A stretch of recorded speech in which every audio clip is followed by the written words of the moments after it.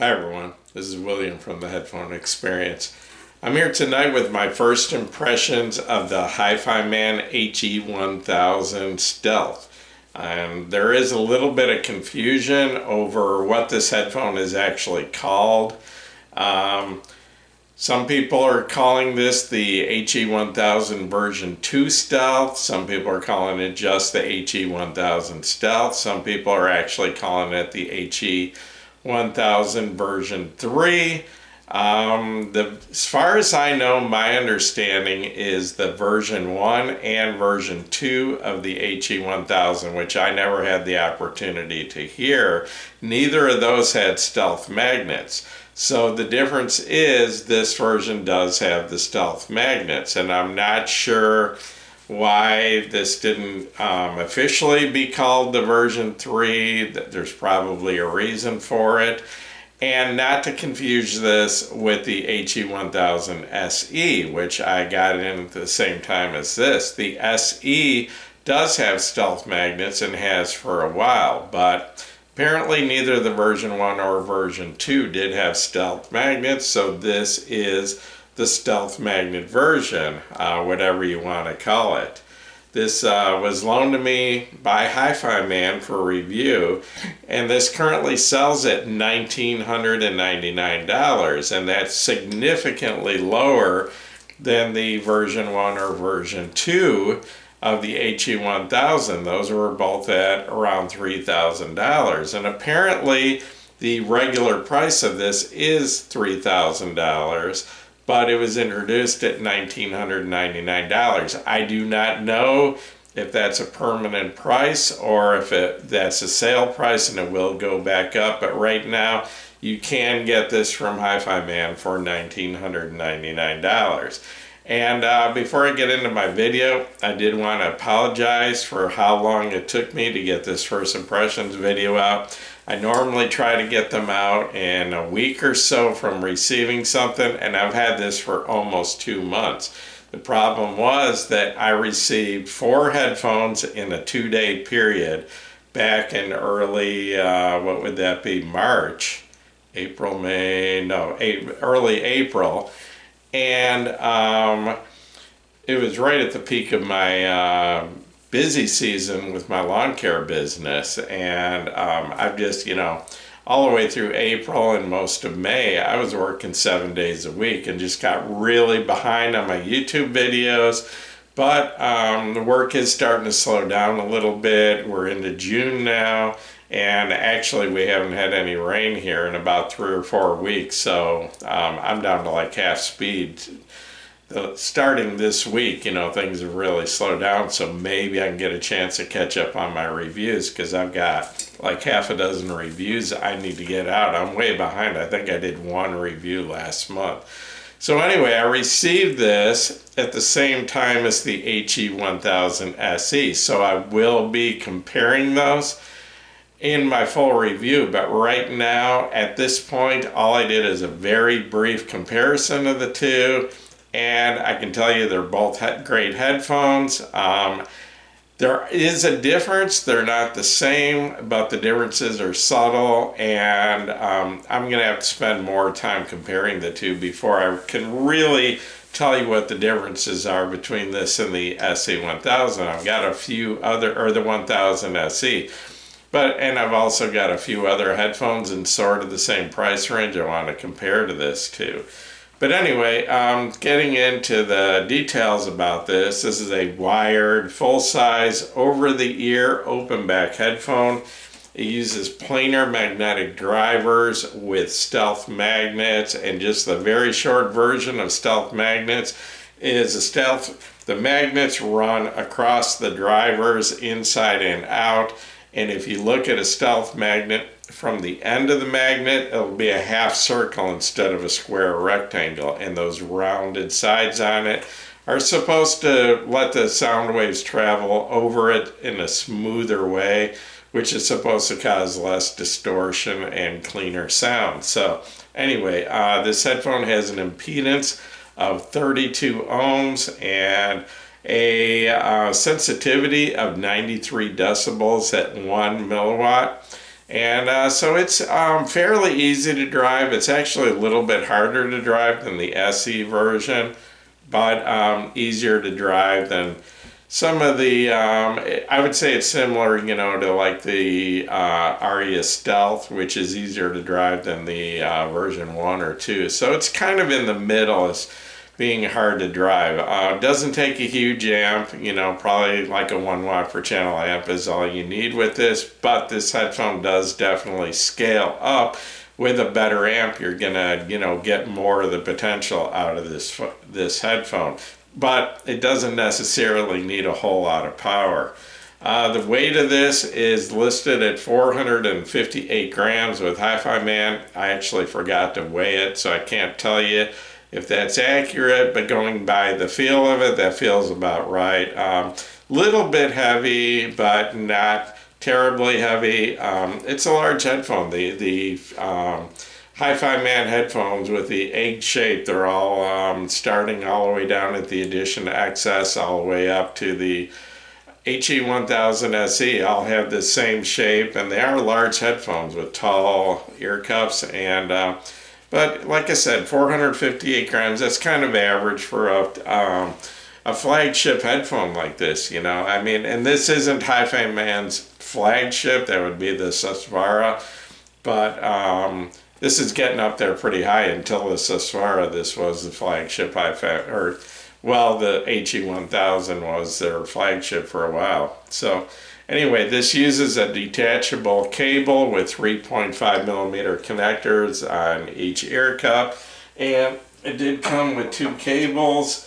The first one would be this. You can see it's got 3.5 millimeter connectors, and this has a 6.3 millimeter connection at the amp end, and it looks a lot like the typical cables that come with Hifiman headphones all the way down to the Sundara, but you know, it's got a rubber coating. But this does have the 6.3 instead of a 3.5 millimeter with an adapter, and this is about 10 feet long, which actually sometimes that length is nice, sometimes it can be annoying. You got to be careful with the long headphone cable, because, you know, say you got plugged into your amp and you're sitting back in your big chair listening, and you wake up, you know, you fell asleep while you're listening and you're half asleep, and that cable's dangling down on the floor or something. You got to be real careful you don't step on it.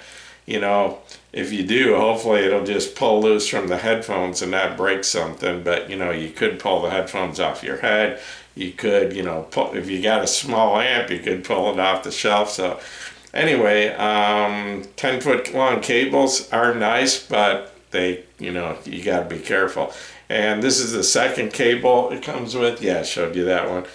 This does have a 4-pin full-size XLR plug on the amp end, and the same 3.5 millimeter at the other end. So I do want to roll in and give you a little bit better look at this headphone. It's actually a beautiful headphone, and it does look very similar to the SE, and they're both in the picture behind me, and the one to your left is the this version, the Stealth version, and the one on the right is the SE version. And the only thing that looks different is the SE has darker wood veneer around the ear cups and a darker, almost black headband, where this one is more of a brown or tan color.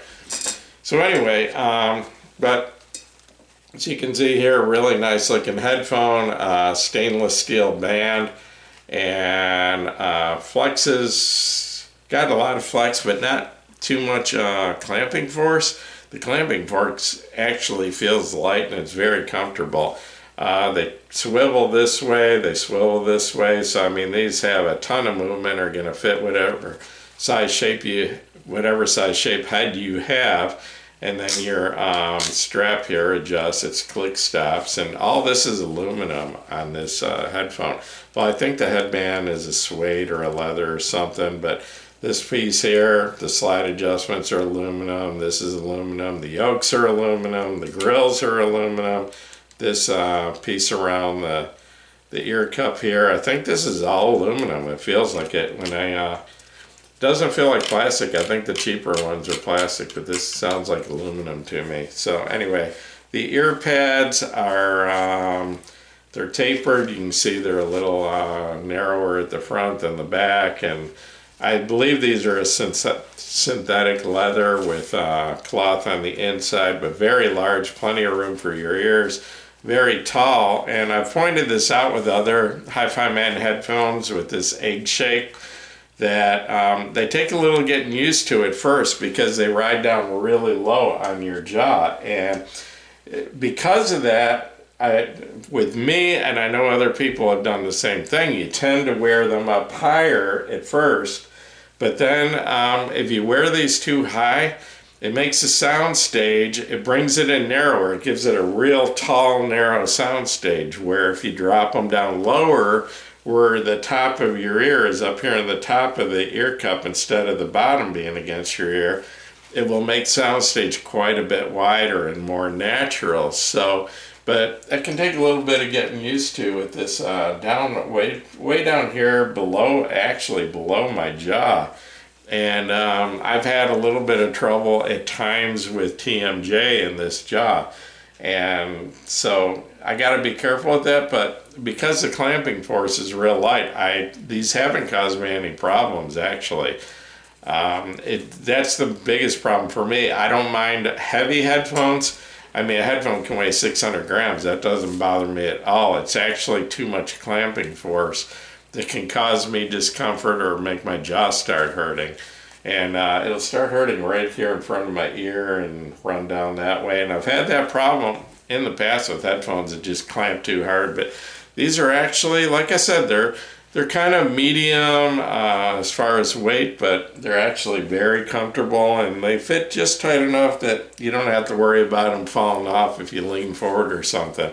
Like you're sitting in a chair and you fall asleep, and you don't have to worry about your headphones falling off and hitting the floor. So anyway, before I go into my description of the sound, I just want to mention the equipment that I've used so far with these. I've actually done most of my listening with my Audio GD stack, which is a Audio GD Master 9 headphone amp and Audio GD R8 MK2 DAC, which is an R2 RDAC. And the two are pretty much built for each other. And Hifiman headphones just seem to synergize really well with that combination. I'll be honest, Hifiman headphones just seem to synergize better in most cases with solid state amps and not so much with tube amps. Most Hifiman headphones require a lot of current, and like OTL tube amps just aren't able to put out enough current. And I mean, I'm not saying there aren't tube amps out there that won't do great with this headphone. The Waveborn Power Amp Plus is one of the tube amps that I've used that does do really well, but that's a 2 or 3 watt per channel tube amp. So if you've got a tube amp with some power behind it and can put out some current, which is usually going to be a transformer coupled type tube amp, it actually can work really well with Hifiman headphones. But in most cases, though, they seem to match up really well with solid state amps that have some pretty decent power. And the Audio GD Master 9 is rated at like 9 watts per channel into, I don't know if it's 32 ohms or 50 ohms or something like that. It's got more than enough power for any headphone I've ever used. So anyway, I have briefly used this with a few other amps. The Hifiman EF400 combination amp DAC works really well with these. Not quite on the level of the Audio GD system, but it does sound very good. That also has an R2R type DAC.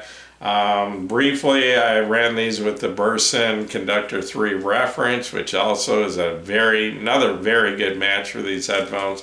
The Waveborn Power Amp Plus, which I mentioned a few minutes ago.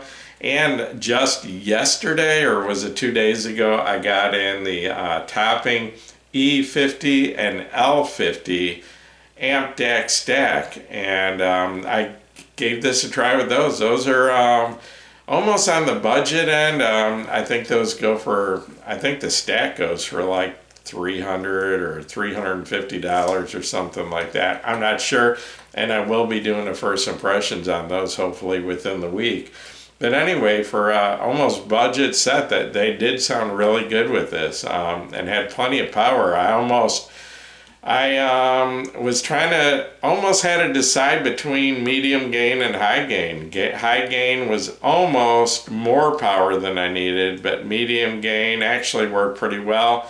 With that setup at medium gain, I was up at about probably 12 o'clock at a good listening level, where on high gain I was somewhere around 9:30, so it was kind of, you could go either way, but that amp does have plenty of power for these. So anyway, getting into the sound. The very first thing that jumped out and got my attention about this headphone is they are just crystal clear, ultra detailed, and just an extremely clean sounding headphone. Just, I mean, you just hear every little detail with these. Nothing is going to get past these headphones. I mean, you're going to have the ability to hear every little detail of the recording, and I mean, that can be good or bad. If it's a great recording, that's a really good thing. If it's not such a great recording, this headphone isn't real forgiving. I mean, if there's mistakes or distortion or problems or background hiss or whatever, if it's there, you're going to hear it with this headphone. But the tone, I would describe the tone balance on this as pretty close to neutral, with maybe a slight emphasis in the mid bass. Maybe, I would say maybe a 3 decibel emphasis. Definitely not a bass head headphone, but just a little bit of extra bass beyond what I would consider neutral. And neutral, my definition of neutral would be like the Hifiman Sandara. So this has a little bit more bass. It does have a little bit more weight and a little bit more substance to the bass than a headphone I would call truly neutral. The mids on this, I would say, are a little bit on the warm side of neutral, but don't sacrifice any detail at all to get that warmth. And then the treble, I'm going to have to say they're probably slightly on the bright side of neutral and the treble. This headphone definitely has an emphasis to the treble. You will hear every single detail in the treble with this headphone. They don't roll off at all, no roll off. And speaking of roll off, I want to mention, the extension on both ends of this headphone are great. This headphone goes very low into the sub bass. It's not an emphasized sub bass. It's not, jumping out at you, but it's definitely there, and it goes very low. And then the treble goes probably much higher than my ears can hear. I mean, I know I can't hear at my age above 15,000 hertz. But the extent of my hearing, I don't hear any roll off at all. I don't hear any dips in the treble. I don't hear anything missing in the treble. Every song I've listened to, everything that should be there in the treble is there with this. I mean, probably more so than any headphone I've heard. And I'll try to give a brief description of the different parts of the sound. The bass. Okay, the bass, like I said, just a little bit of emphasis, but not a bass head headphone. But what's great about the bass on this is it's very tight, very well controlled, and very detailed. Some headphones just have kind of a one-note bass. This, this is capable of producing, any bass note and capable of producing, the little nuances, the little details, the textures in the bass. Just really good bass. Not, like I said, not a bass head headphone, but just really clean, really detailed bass. The mid-range, like I said, a little bit on the warm side of neutral, but absolutely no loss of detail. It's just warm enough to make female vocals sound beautiful. Nothing sounds dry. Everything's got a nice rich liquid sound to it. Extremely detailed, but doesn't sound analytical in a bad way. You know, it's just like I said, it's just got a rich, beautiful mid-range, and female vocals are as good on this as any headphone I've heard up to this point. The treble, probably the cleanest, most detailed, most sparkly treble I've ever heard from any headphone. That 1000 SE is very close with the 1000 SE. The treble is tamed down just a little bit from this headphone. If you don't like a real bright treble, well, I shouldn't say this is real bright. I actually really like it, but I prefer headphones that do have slightly bright treble, probably because of my age and my, my hearing up in the higher frequencies is probably rolled off a little bit. So, yeah, if you're a person that's real sensitive to bright headphones, this might be just too much treble for you. And the SE version actually tames down the treble a little bit. But every little detail, but to me, it never sounds harsh. It never sounds fatiguing. It's just incredible detail in the treble. Everything is there. Imaging on this headphone, well, let me back up a second. Let me go to Soundstage. Soundstage is very wide on this. It's got a huge width to the Soundstage, very good height, and decent depth. Not a whole lot of depth, not extreme depth, but to be honest, up until recently, I've never heard a Hifiman headphone that had a whole lot of depth. I've reviewed, I think, 11 Hifiman headphones now. And none of them, including the Aria, I've reviewed the Aria version 1 and the Aria Stealth, and neither one of those had a whole lot of depth to the soundstage. And I think this has a little bit more, but not extreme depth. Okay, the SE, that is one of the differences between this and the SE version. The SE seems to have more depth to the soundstage, more of a three-dimensional sound, and that's one of the places where I think the SE does outdo this headphone. Like I said, I just did a brief comparison, and when I do the full review, I will get deeper into the differences, spend some time really looking for the differences between the 1000 Stealth and the 1000 SE. So anyway, imaging, extremely pinpoint, very accurate imaging, and incredible separation of instruments. Same thing with the 1000 SE. These two headphones just do an incredible job of separating every sound, every voice, every instrument. Every detail all comes from its own distinct location. Nothing smears together. Nothing sounds like it's coming from the same place. I can put on some, low-priced headphones where everything just sounds like it's coming from here or here, and everything's just mixed together, where a headphone like this or the 1000 SE, I just hear sounds coming from all the way around me. I hear them from up here, I hear them from down here, and every instrument has its own location in space, and even its own distance, its own depth. But the SE1000 or the 1000 SE does do a little bit better job of projecting that depth. But this still is way up there. This is a really good headphone. This headphone, as far as dynamics, is a very dynamic, very punchy sound. Similar to the Aria Stealth. Like I said, I reviewed the Aria version 1, and it had more of a softer sound, where the Aria Stealth was way more dynamic, way more punchy.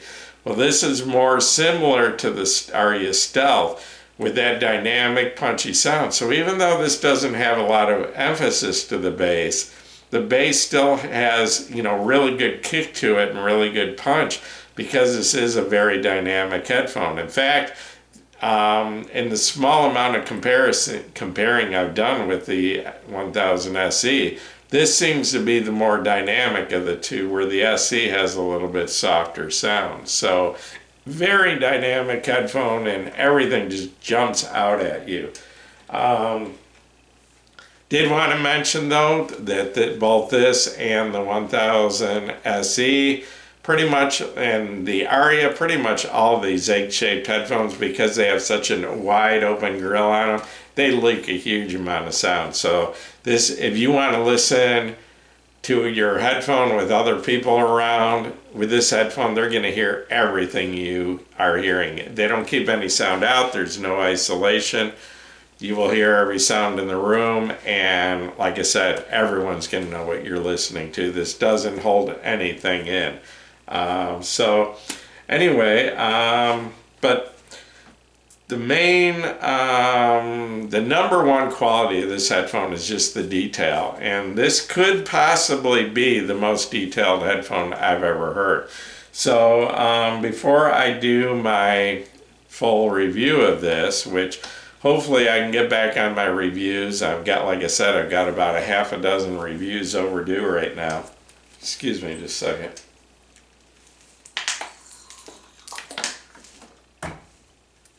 So hopefully it won't be too long, but I'm thinking probably at least a month before I get to my full review of this, because I've got the full review of the 1000 SE coming out first. But anyway, I do have 4 headphones in a similar price range. Well, not all in a similar price range, some. I've got 4 headphones I want to compare this to. And I do want to try this with some other amps. I want to try this with a few tube amps that I have, and, you know, see what all this works with, because some headphones just synergize really well with one headphone amp or one DAC, and not so much with another. And that's why I always try to, when I review a headphone, to use several different amps and find out what it sounds best with. And so far, both this and the 1000 SE, I'm really liking the way they match up with my Audio GD stack. But anyway, but before I do my full review, I want to do some extensive comparing of this and the 1000 SE.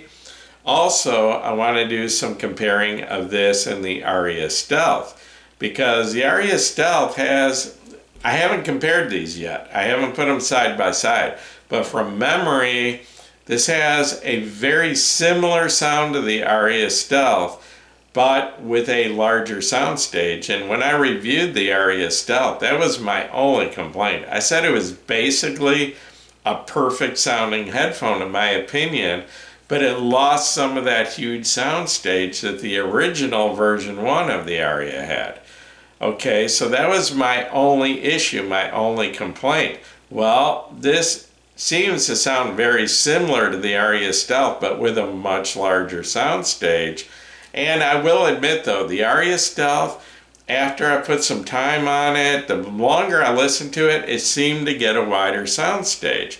And I could say that that's burn-in, that's the effect of putting hours in. Hi-Fi Man says that burn-in does affect their headphones. A lot of people will argue that there is no such thing as burn-in, and burn-in is simply your mind adjusting to the headphone. But I'm not going by memory, okay? When I first reviewed the Aria Stealth, I thought that it had kind of a claustrophobic, kind of narrow soundstage. And I made that decision based on comparing it to other headphones. Okay, well now I go back and compare it to those same headphones, and it doesn't seem as narrow as it used to be.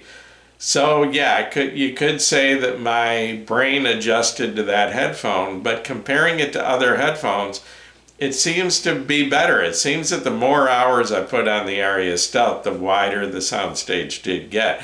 But it's still not as wide as this. And these, I believe these were shipped to me brand new. I think they were brand new in the box. And I don't have a whole lot of hours on these. I put a huge amount of hours in on the 1000 SE already. But this one, not as many.